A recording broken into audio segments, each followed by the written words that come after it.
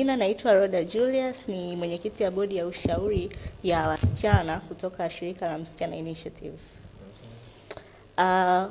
Kwa sababu, kwa nini tunaona kwamba ni muhimu wasichana wadogo kama mimi kuhusishwa kwenye mambo kama haya?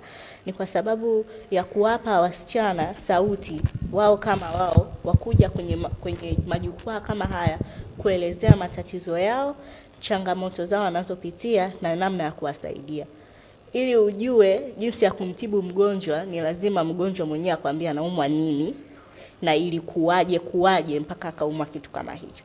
Kwa hiyo namna bora ya kuweza kuwasaidia wasichana kama mimi, au tuseme katika lugha rahisi, kunisaidia mimi msichana mmoja wapo, ni kunileta kwenye majukwaa kama haya na mimi kuweza kupaza sauti kama msichana.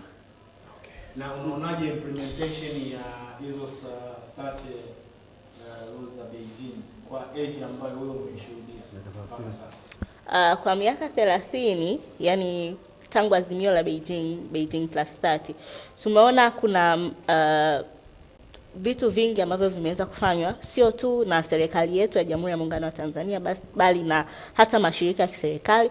Tumeona jinsi wanavyotetea sera mbalimbali za elimu pamoja na msichana kiujumla kwenye maeneo mbalimbali kama afya, elimu. Tunaona kwenye sera ya elimu ambayo inafanywa sasa hivi marekebisho kuhusu swala la re-entry, kwamba sasa hivi kuna sera ambayo inataka wasichana ambao wamepata changamoto za mimba za utotoni waweze kurudi shule. Japo hakuna sheria ambayo imewekwa permanent, lakini sera tu kama sera ndio mwanzo wa safari. Kwa majina naitwa Helen Sisia, na moja ya changamoto ambayo wasichana wanapitia, changamoto ni nyingi, lakini moja ya changamoto ambayo wasichana wanapitia na nikihusianisha na kilichotuleta hapa leo wanawake vijana viongozi, ni pamoja na masuala ya mimba za utotoni.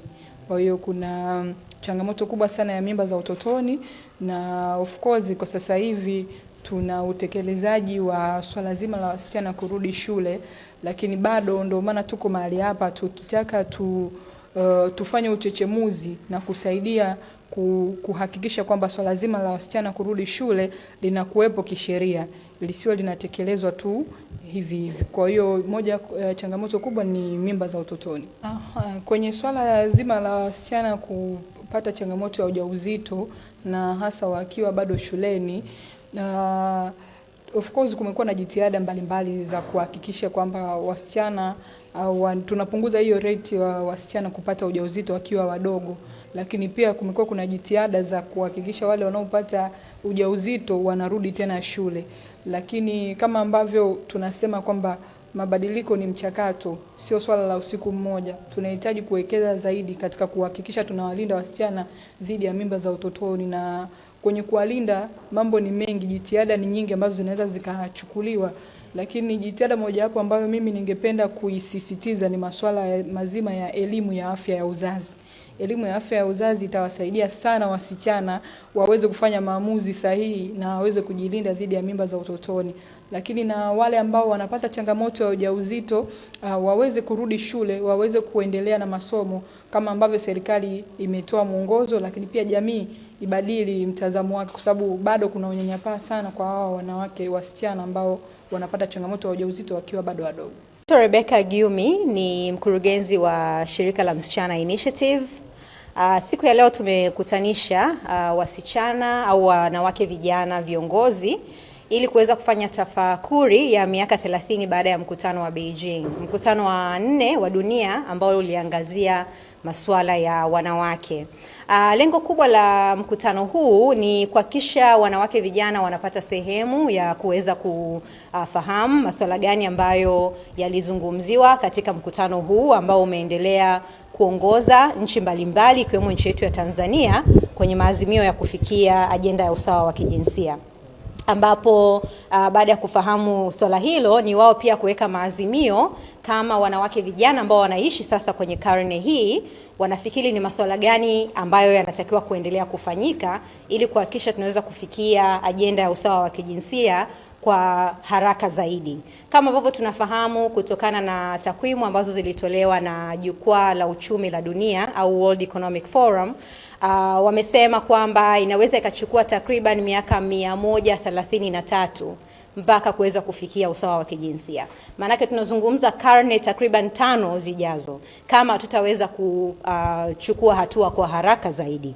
Kwa sisi tunafikiri wanawake vijana wana nafasi kubwa sio tu ya kushiriki lakini kuonesha uongozi kwamba ni namna gani tunaweza tukaifikia ajenda hii ya usawa wa kijinsia, lakini tukijikita zaidi kwenye swala la upatikanaji wa elimu, hasa elimu kwa mtoto wa kike.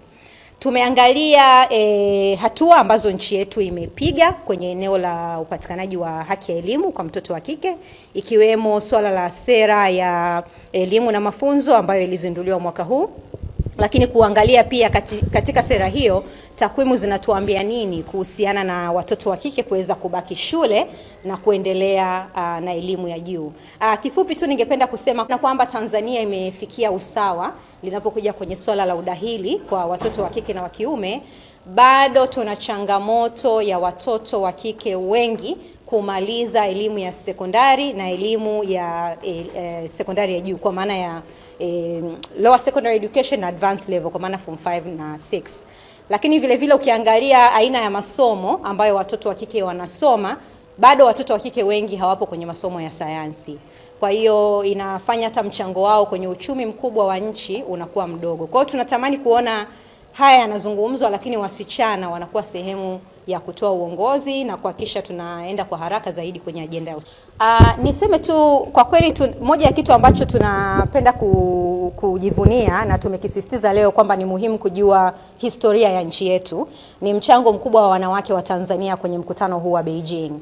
Ukiongozwa na Mama Gertrude Mongella, lakini tunafahamu kwenye ule ujumbe uliotoka kwenye nchi yetu, Mheshimiwa Rais alikuwa ni mmoja ya wanawake walioshiriki kwenye mkutano huu kipindi hicho, na nchi yetu iliipa heshima sana mkutano huu kupitia kupokelewa rasmi kwa ujumbe na aliyekuwa rais wa serikali ya Jamhuri ya Muungano wa Tanzania kipindi hiko, Mheshimiwa Mkapa.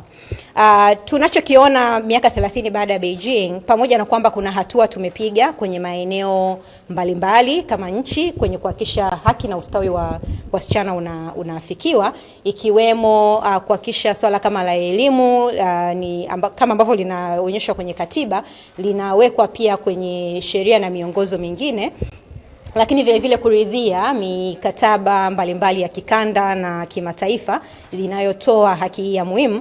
Bado tunaona kuna changamoto kwenye maeneo ya wasichana kuweza kufikia haki hii ya elimu. Moja ya changamoto kubwa ni mtazamo hasa wa jamii na wazazi, hasa katika jamii zetu za vijijini kuhusiana na haki ya elimu kwa mtoto wa kike na thamani ya mtoto wa kike. Na eneo lingine ni kuwepo bado kwa sheria na sera kandamizi, ikiwemo sheria ya ndoa ambayo tunaona inatoa mwanya kwa watoto wa kike kuolewa chini ya umri wa miaka 18. Lakini vile vile tunaangalia namna ambavyo bado, pamoja na kwamba kwa kweli ukienda vijijini huduma hii imesogezwa sana kwenye maeneo mengi. Sasa hivi shule nyingi zimejengwa.